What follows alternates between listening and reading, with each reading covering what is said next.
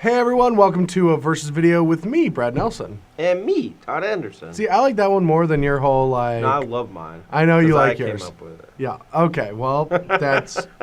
that you should talk to your psychologist about. What? Later in your sessions. They don't want to hear about my problems, Brad. They don't? No. They don't, but they get paid to do it. So then they do. I'm not talking about the psychologists. I'm talking about the people watching this video. Oh, yeah, hear about your deck. I forgot. Yeah, we got new decks again, right? Because all week we've been playing... Fate Reforged. Thank you for saying that, because I forgot the title of the set. Yeah, I know my place. I know when to The second cons. Cons. Back in time. Teenage Mutant Ninja Turtles. Yeah. Back in time. Turtles in Time. Turtles in Time. That's what it's called. That was a good video game. If you've never seen it, actually just stop watching this and go YouTube that. It's great. All right, so Brad's got this sweet green-red deck he wants to talk about. Tell us about it, Brad. All right, well, this is, it's very much like green-red monsters. Let's take a look at it real quick. We'll let you soak in all of these proxies real quick. It's Flamewake Phoenix, Yasuka Dragonclaw. That's not how you're supposed to do it, Brad. You're supposed to talk about each one individually because he's going to put an overlay on the screen so they know what the card does. That's true. And if you just go real quick, they're not going to be able to read it. And so let's do a real deck tech, like right, a real deck human tech. being. Mana guys. All right, so we got 4 Elvish Mystic, Radiclaw Mystic, and a new one, Whisper of the Wild. It's a 0/2 for a green and 1, taps for a green naturally, and then if you have Ferocious, taps for 2 green. Let's you go real big. And you would think that wouldn't really matter that much, but when it does, it's huge. The extra mana is going to let you Monster Storm Breath faster, maybe flip over an Ashclef, and or just kill them with Crater's Claw. That is true, because they have something in common. Yeah. They deal 3 more damage together when... yeah, it's like Voltron. Yeah, that is Voltron. 4 Air of the Wilds is good defenses, especially if like Obzon Aggro is still a deck. It just is a great attacker even when you don't have Ferocious, and then once it's a 3/3, sometimes they couldn't even trade if they wanted to. Yeah. I know we got Ash Cloud Phoenix. This one's tried and true. This one's really good. But we got a new Phoenix on the block. Tell us about old Flamewake Phoenix, Brad. Well, Chandra's Phoenix ended up getting too, much water, and it just died. And then from the ashes came Flamewake's Phoenix once there was monstrous Ash Cloud Phoenixes to show him the way. Okay.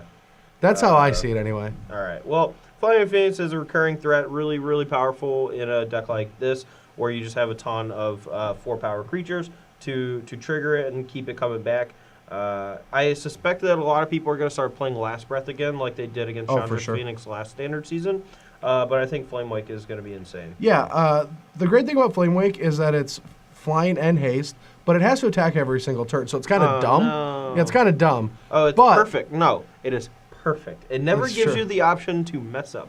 That is true, yeah. But once you have one of its big dragon red flying buddies, they're going to bring it back from the ashes, and it's going to keep attacking. Now, Yasuva, looks like a K. I don't know. Yasova Dragonclaw, I'm pretty sure. I think it's Surik's great-grandmother. That's pretty much what I'm thinking, back in time? Yeah. Yeah, just like the Ninja Turtles. Yeah. What if she actually, starts dating Sarkhan, and he's got a spark inside of him? And then Surak Dragonclaw becomes, or Surak is his, ancestor? Yeah. That'd be cool. Yeah, and then he has a spark, too, so he can come out and, And then we could get a Teamer Planeswalker. That would be great. All right, anyway, that's just too cool. Let's talk about something that's not as cool as this awesome Mythic Rare.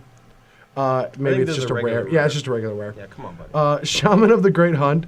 It's a unique card. I don't actually know how good it's going to be. Now, this card has 2 different great abilities besides haste. Whenever any of my other creatures deal combat damage to a player, they get counters. So I can just assault and start putting +1/+1 counters on everything. But for just the low price of 2 colorless and 2 green, or blue, but I can't produce blue unless I draw a lot of these. Yeah.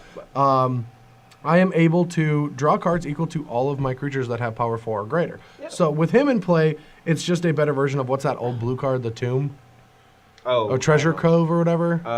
Treasure Trove? No, Treasure that's Trove? not it. Slate of Ancestry, I think. Yeah, there's a bunch of them, one where actually, you discard a card and then, or discard your hand and then draw cards equal to the number of creatures you have. Yeah, there's an old one I think called Treasure something, where it was just Anyway. Yeah, getting a little too deep, Bartley. The weird thing is all of my cards have so many different abilities that I don't know how many times I'm going to activate this unless I'm like desperate. But this activates on itself. So if this is the only card in play and I have nothing else to do, I can just be like, all right, draw 4, draw a card. Yep. For Ash Cloud Phoenix, we know that this card has been really good throughout the format, and even when it dies, we have a bunch of mana in this deck to get it back into play. Also, it's going to make the Manifest and the Morph very relevant in this deck. Yeah, I do love that if you accidentally manifest an Ash Cloud Phoenix, you can flip it for 4 instead of for 6. Yeah, and then that lets you still trigger its thing because it says whenever it gets turned face up, not whenever you pay the morph cost. So. Yep. So that'll be interesting if you ever get it off Wild Manifest, which we'll talk about next. I don't have any idea if this card's going to be good or not, but at any price of green, green, green, green 1, green, green 2, green, green 3, it's always the same power as you invested mana into. So this might be worse than Plukernos, but when you're in a pinch and your opponent's attacking you, you can just cast something early. As opposed to the 4 mana. Yeah, I mean, it can be a Grizzly Bear, it can be a 3/3, it can be a 4/4. Like, it's just a very efficient card, which is kind of interesting. But I do think it's cool, you know. And the upside of being able to randomly manifest over a Stormwrath Dragon, and then spend 5, flip it over, and have like a 20/20 flying pro white Stormwrath Dragon is pretty good. Also, really cool things that you could do is like every time that you have this in your hand, but it might not be your option, you can play a Temple, scry, see Ash Cloud Phoenix, like.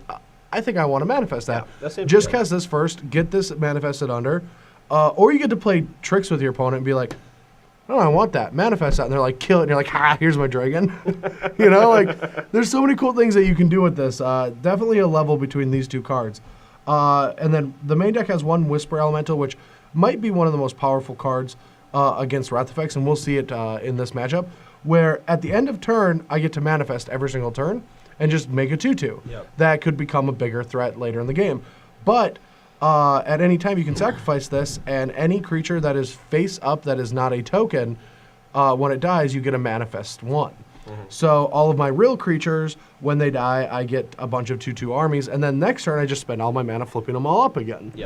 So that's also really cool. And then Dragon, because we all know Dragon's really good. Don't breath.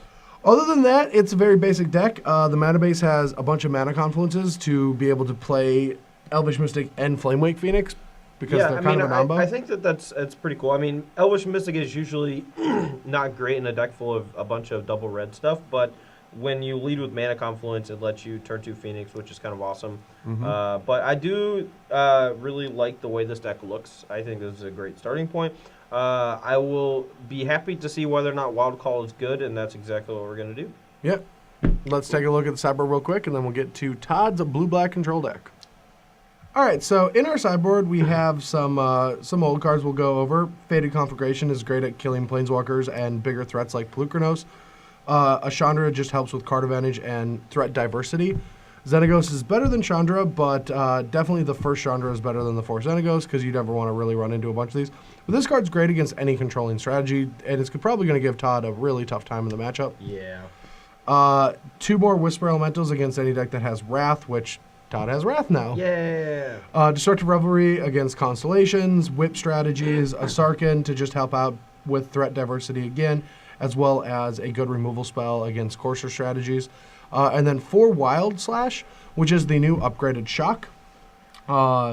This card can't be prevented when we have Ferocious, but I can't really think of a situation where that's relevant in Standard right now. Yeah, it's not that it can't be prevented, it's damage can't be prevented. So damage for the turn can't be prevented? Yeah. Oh, so I don't know if it's going to be that relevant in Standard, but in like modern decks that have protection creatures like Core Firewalker or whatever, it can turn off Firewalker for a turn. So what we did is we got the least relevant side of Skullcrack.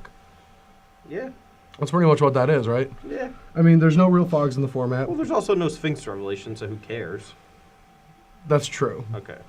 But this card's going to be very good against, what is the card called? The best card in the set by far. The 2/2 that makes these. The token monk prowess guys. Monastery Master Mentor. Monastery Mentor. That card is bonkers. I can't believe they printed it. And Nanas. It's BANANA. NANAS. NANAS. Yeah, that card's insane. But this is definitely here for that, and maybe we'll need more things to deal with it because it's just so powerful. Unfortunately, this deck can't afford to play like Anger of the Gods, which would be like the clean answer, so they can't just like play that and then play a spell or two. But at least there's no Fire Extinct Mana spells to abuse it, like with Young Pyromancer, so that's what I'm happy about. But now there is Wild Slash for it to cast on the same turn. That's true. Yeah, and then you get a Prowess guy. Ugh, it's going to be gross. But anyway, guys, let's take a look at Tad's control deck, and then we'll get to battles. Yeah.